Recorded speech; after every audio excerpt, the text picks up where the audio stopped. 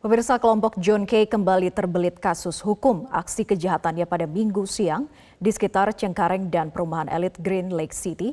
Ini telah menewaskan 1 orang dan melukai beberapa orang. Di antaranya satpam dan pengemudi ojol. John Kay yang baru bebas bersyarat dari kasus pembunuhan, apakah harus mendapat hukuman berat? Kami akan membahasnya dengan kriminolog Adrianus Meliala. Selamat pagi Pak Adrianus.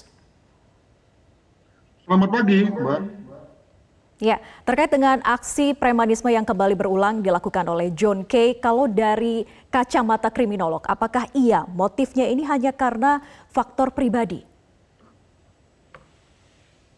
Saya kira ini memang satu bukti ya bahwa ketika seorang warga binaan itu kembali ke komunitasnya, maka ada 2 situasi, dia mampu mengubah komunitasnya secara cepat, atau justru komunitasnya kemudian mengubah dia, ya.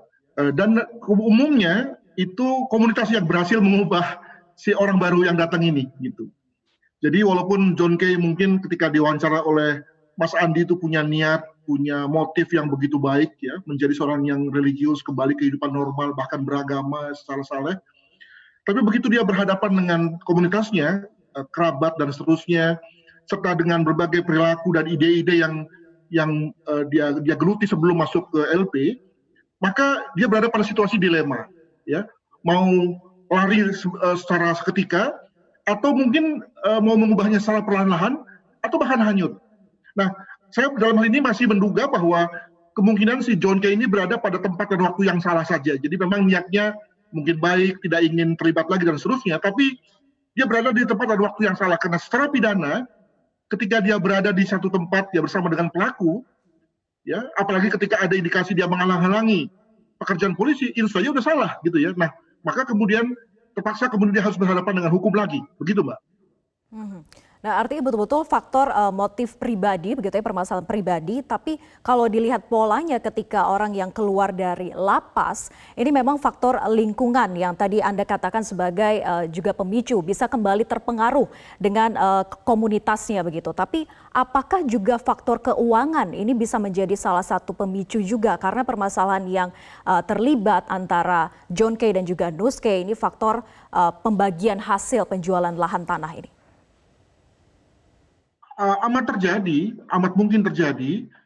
Saya mau tadi katakan bahwa ketika John Kay itu kembali dalam kehidupan yang nyata, maka dia juga harus berhadapan dengan hal-hal yang nyata juga. Sesuatu yang tadinya dalam konteks dia di lapas itu masih berupa satu ide-ide, ketika dia kemudian keluar, maka dia harus berhadapan dengan orang yang misalnya tidak mau membagi hartanya, lalu hendak menguasai wilayahnya dan seterusnya. Jadi hal-hal yang amat real. Sekali lagi dia berada pada pilihan apakah dia mau segera keluar dari situasi itu, atau dia mau melawannya, atau mungkin mau mengadakan satu perubahan diam-diam. Jadi saya dalam hal ini masih beranggapan, Mbak, untuk menghargai apa yang dikatakannya, karena saya pikir bagi seorang laki-laki yang bermain dalam dunia kriminalitas itu kata-kata menjadi penting, ya. Maka mungkin dalam hal ini dia memang masih mencoba untuk bertransformasi secara perlahan-lahan. Masalahnya adalah bahwa kemudian suatu tindak pidana sudah terjadi, maka kemudian dia harus mempertanggungjawabkannya, gitu. Nah, ini kan dengan asimilasi yang akhirnya John Kay dibebaskan dari penjara dengan syarat 2/3 masa kurungannya sudah selesai begitu. Seharusnya keluar pada 2025. Nah, kalau dilihat kembali faktor asimilasi yang menjadi pertimbangan pihak lapas, apakah iya sebetulnya masa kurungan itu tidak bisa menjadi faktor ukuran gitu, tolak ukur untuk bisa membebaskan seorang napi? Ada 3 hal ya yang menjadi pertimbangan. Pertama tentu tadi yang sudah Mbak katakan bahwa soal masa pidana. Yang kedua juga dari segi pernah tidaknya si yang bersangkutan itu melakukan satu tindakan-tindakan yang dikatakan sebagai mengganggu ketertiban, ada rekornya. Dan yang ketiga tentu saja juga rekomendasi dari berbagai pihak yang menjamin, yang yakin bahwa yang bersangkutan itu akan menjalani masa asimilasinya secara baik di luar rutan. Dan juga di pihak lain setiap warga binaan yang mengalami isolasi juga tentu mengetahui dengan benar bahwa betapa asimilasi itu menjadi satu hal yang amat berharga untuk dipertahankan, sebab kalau tidak maka kemudian dia harus menjalani pidananya sampai selesai. Menurut saya 3 hal ini sudah cukup ya untuk membuat yang bersangkutan itu menjaga betul perilakunya. Maka saya kira tidak sebodoh itu John Kay dan juga yang lain-lain itu lalu kemudian terlibat dalam satu tindak pidana yang akan membuatnya kembali tanpa ada satu sebab-sebab yang substansial.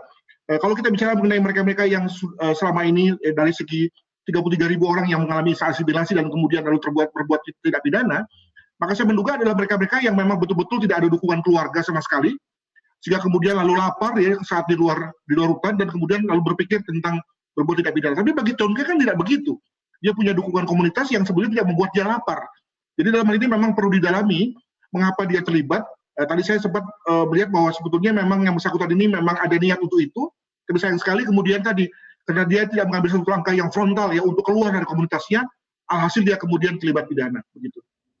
Baik, pengaruhnya sangat besar dari faktor komunitas begitu ya kesimpulannya. Tapi ini kan di Jenpas akan segera menggelar sidang TPP kepada John Kay. Dan apakah memang seharusnya sudah selayaknya John Kay dihukum lebih berat? Artinya masa kurungan penjara yang sebelumnya ini dibebaskan lebih cepat ditambah dengan hukuman yang saat ini sudah dilakukan. Saya tidak mau mendahului peradilan, Mbak ya, biarlah polisi dulu yang bekerja dan kemudian teruskan ke kejaksaan. Apakah memang dalam hal ini ada satu sangkaan yang substansial dikenakan padanya, sehingga kemudian lalu berbuah pada satu proses penuntutan baru, gitu ya. Namun yang jelas bahwa dengan adanya situasi di mana dia terlibat dalam tindak pidana, maka tentu dia akan kembali ke dalam rutan lagi, gitu ya. Dengan kata lain, asimilasinya dicabut. Dan kemudian dia harus menjalani hukuman sampai selesai. Itu hal yang kelihatannya sudah pasti akan terjadi. Sayang sekali, tapi ya tadi ya karena nasi sudah jadi bubur dan sebetulnya dia tahu pilihan itu gitu ya. Namun kemudian dia tidak bisa mengambil satu jarak yang tegas begitu. Demikian, Mbak. Baik, kita tunggu bagaimana proses hukum yang berlangsung terhadap John Kay. Terima kasih kriminolog Adrianus Meliala sudah bergabung bersama kami di Metro Pagi Prime Time.